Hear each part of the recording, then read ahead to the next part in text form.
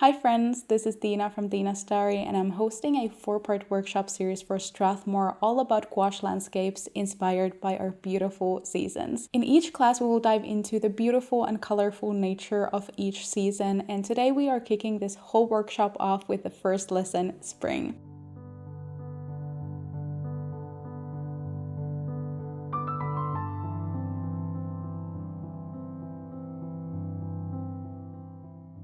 Like in all of our 4 classes, we'll be using the Strathmore 500 series ready cut hot press watercolor paper. I have the 5 by 7 inches size, but feel free to make this painting in any scale you want. This paper is 300 GSM, and while gouache works well with thinner papers as well, when I'm going for separate sheets, I usually like to go for 300 GSM. I'm using the Princeton Velvetouch brushes. You definitely don't need these exact brushes to paint this landscape, but the info for all brushes is shown on the screen now. I'm using gouache tubes from Maimeri, and the exact shades I was using are titanium white, black, ultramarine deep, sap green, olive green, and lemon yellow. Along these supplies, I also used washi tape, some paper towel, and of course water for my paints and a palette for mixing my colors. But now let's get our supplies out and start this painting. I taped the edges of my painting, and if you have ever run into the issue of your tape damaging your paper, tape it to the table first to weaken the adhesion a bit.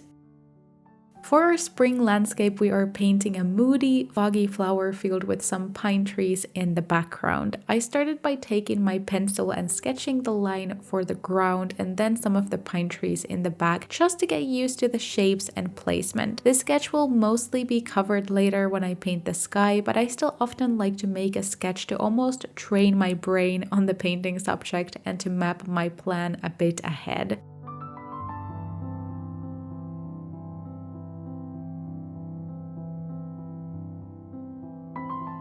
For the background or sky, I'm using white, ultramarine deep, and black. You can use gouache with different amounts of water to change the consistency from very thick to very runny and watery texture. Most of the time I add water to my color mixes until the consistency is creamy or milky, until my brush runs through the paint very smoothly and there are no streaks when I add that color to my paper. I used a big wash brush to coat the whole sky evenly with this very light grayish blue color.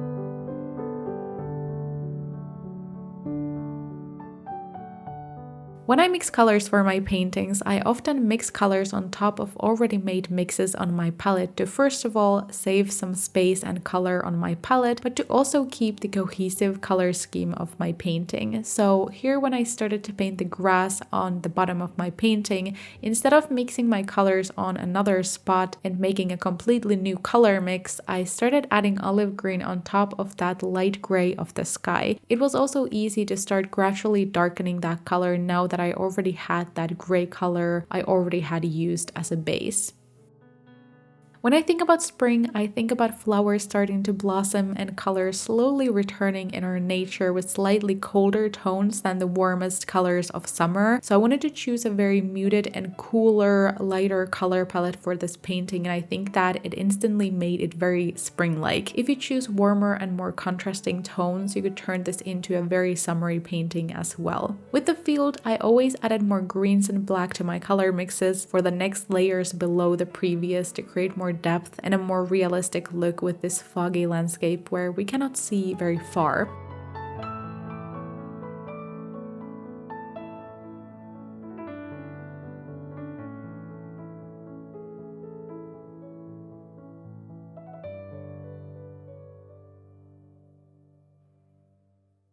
I first added all colors very loosely to the area and then later blended them together a bit more with a damp Filbert brush. First dipping it in water and then tapping most of it out on a paper towel. Filbert brushes are some of my favorite brushes, especially for blending and creating gradients and also for working on some less detailed areas in my paintings.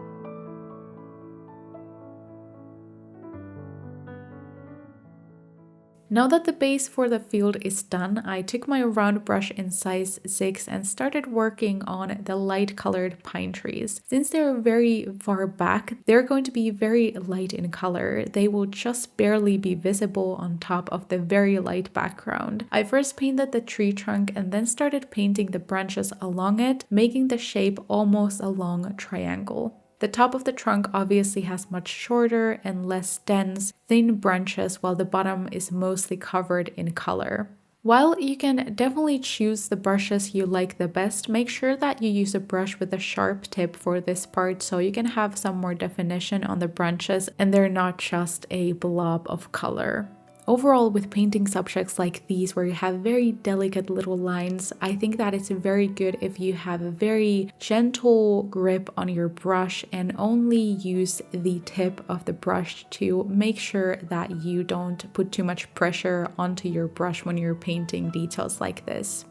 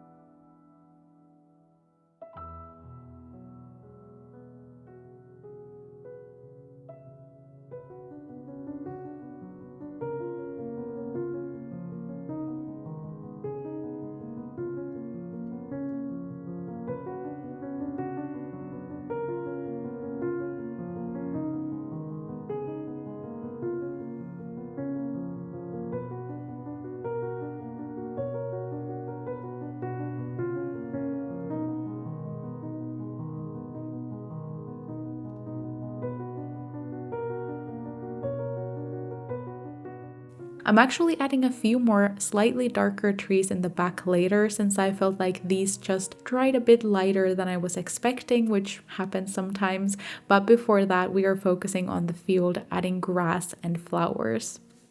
I chose a size 2 long round brush to paint the grass on the field. I often like to choose these kinds of brushes for painting grass because they are small and can create very thin lines, but since the hairs are longer, I think it's also a bit easier to have a more relaxed grip of the brush to create these loose curved lines.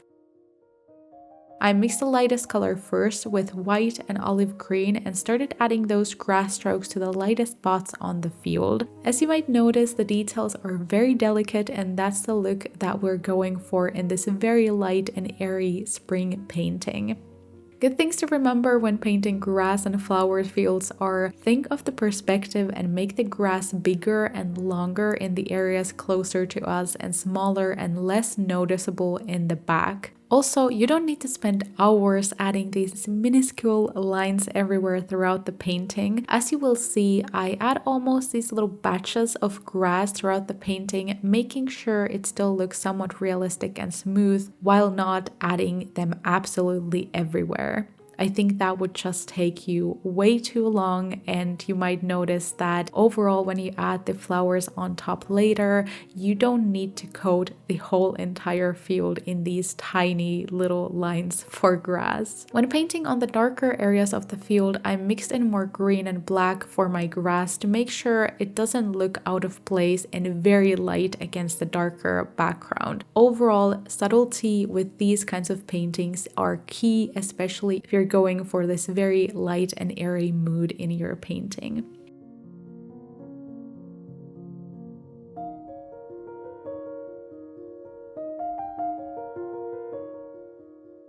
You might notice I'm mixing a lot of white to all of my colors in this painting, and I'm doing it deliberately to keep the misty and light look in the whole painting. You can also add more clean and vibrant tones, which will make your painting more colorful and crisp, but I wanted my painting to have this very dreamy and very subtle, dainty look. So adding a lot of white and making all of the colors very muted and very barely out there just really worked with the look of the painting that I was going for. I took some white paint with the smaller brush, mixed it into a small amount of black and yellow, and started adding some flowers to our field in a very loose style, especially in the back. I mixed in more water to the flowers in the background and made the detail sharper in the front to just create some depth in this painting. Obviously, if you're looking at a flower field and you're looking very far away, you won't be able to see everything in the back with the same sharpness as in the front, where the details are much closer to you.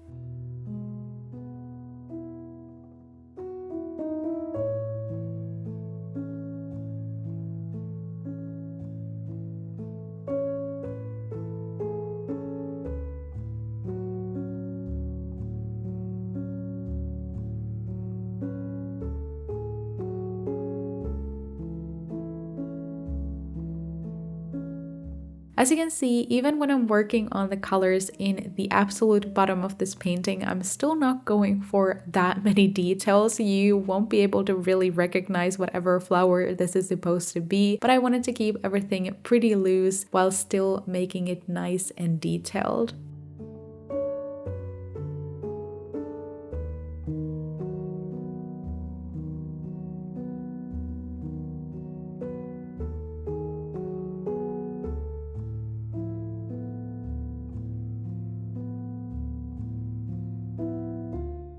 To have some more color in our painting, I added some beautiful blue flowers too, and I really think it tied this whole painting together. I mixed white, ultramarine deep, and a bit of black, and added these blue flowers among the ones we just added, especially focusing on the darker spots in the field as with the white flowers as well. Like with the previous step, I also added some barely visible blue tones to the back of the field.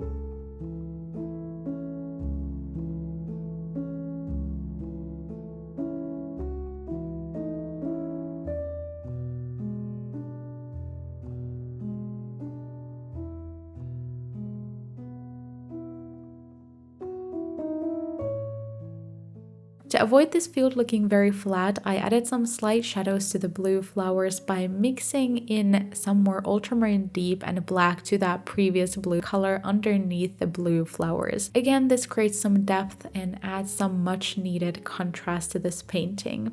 I wanted to keep this first lesson and this first process pretty easily approachable, so I wanted to keep all the details pretty minimal. So if you want to do a little bit more, you want to go for a little bit more detailed flowers or change the colors a bit, you do you. You can definitely go to any direction with a painting like this. After I was happy with the blue flowers I still went in with just white and added just a few whitest highlights for the flowers in the bottom here, and then I added a few more trees in the back. Since the trees in the back were so barely visible there, I mixed in some more black to my white paint and added just 2 extra trees in front of the ones I painted before, and I think it was a really good choice so we have a bit more dimension in this landscape. I think that this painting just needed a little bit more balance since the trees in the back were so light in tone, and I think that just adding a few of these slightly darker trees really brought in the depth that we needed.